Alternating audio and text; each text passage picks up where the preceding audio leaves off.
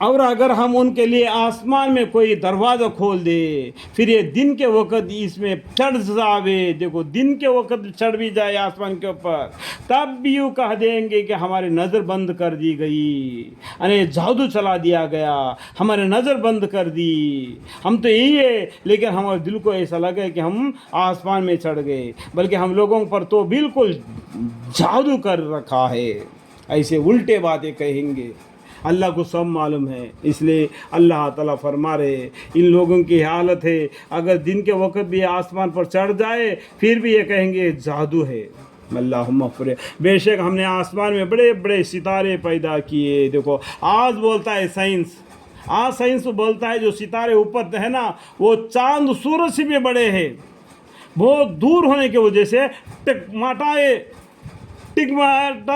دکھائی دے رہے، جیسا کہ ایک ستاروں کے جیسا، کہ یہ آسمان کو ستاروں سے آراستہ کیا ہے اللہ تعالیٰ نے۔ اس کے اندر ایک چاند ہے نورانی، اور آفتاب ہے بالکل روشن ہوا، آگ کے انگارے برسا کر پورا دنیا کو روشن کر دیتا ہے، اور دیکھنے والوں کے لیے اس کو آراست کیا، اور اس کو ہر شیاطین مردود سے محفوظ فرمایا۔ جب قرآن نازل ہوتا ہے کوئی شیطان جو غیب کی خبریں سننے کے لیے اگر آسمان پر جاتا تو اس کو ہولناک شعلہ اس کا پیچھے لگ دیتا، اس کو بھگا دیتا۔ ہاں مگر کوئی بات چوری چپکی سن بھاگے تو اس کے لیے پیچھے ایک روشن شعلہ ہو لیتا ہے۔ دیکھو میں بھی بتایا مگر کوئی بات چوری چپکی سن بھاگے تو اس کے پیچھے ایک روشن شعلہ ہو لیتا ہے تاکہ وہ خبریں دنیا میں پھیل نہ جائے۔ دیکھو بہت سے کتابیں دنیا میں آئے ہیں، سب کو ان لوگوں نے تبدیلی کیا، لیکن قرآن کو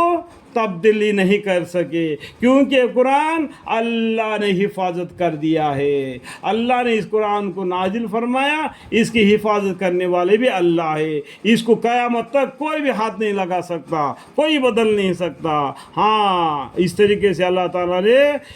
اس قرآن کو حفاظت میں کر رکھے ہیں، اور ہم نے زمین کو پھیلایا اور اس میں بھاری بھاری پہاڑ ڈال دیے، اور اس میں ہر قسم کے چیزیں ایک میان مقرر سے اگائی ہے۔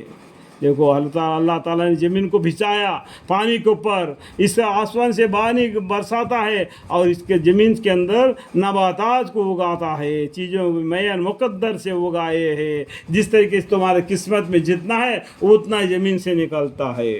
اور ہم نے تمہارے واسطے اس میں معاشی کی سامان بنائی، معاشی مطلب کیا؟ کھانے کی چیزیں ہیں، ہر قسم کے معاشی کی چیزیں سامان بنائے، اور ان کو بھی معاشی دی جن کو تم روزی نہیں دیتے،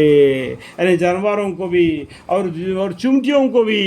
اور ہتھیوں کو بھی، سب کو اس زمین سے رزق دیتا ہے اللہ تعالیٰ۔ جتنی چیزیں ہیں ہمارے پاس سب کے خزانے اللہ کے پاس، کتنی چیزیں ہم کو دنیا میں دے دیا ہے نا، اس سے بڑھ کر اور بھی چیزیں اللہ کے پاس خزانے پڑے ہیں، اور ہم اس چیز کو ایک معین مقدر سے اتارتے رہتے ہیں۔ تھوڑا سا تم کو دے کر آزماتا ہے اللہ تعالیٰ، اس میں وہ کالر اٹھاتا ہے یا اللہ کا شکر گزاری کر کے اللہ کا بندہ بن جاتا ہے۔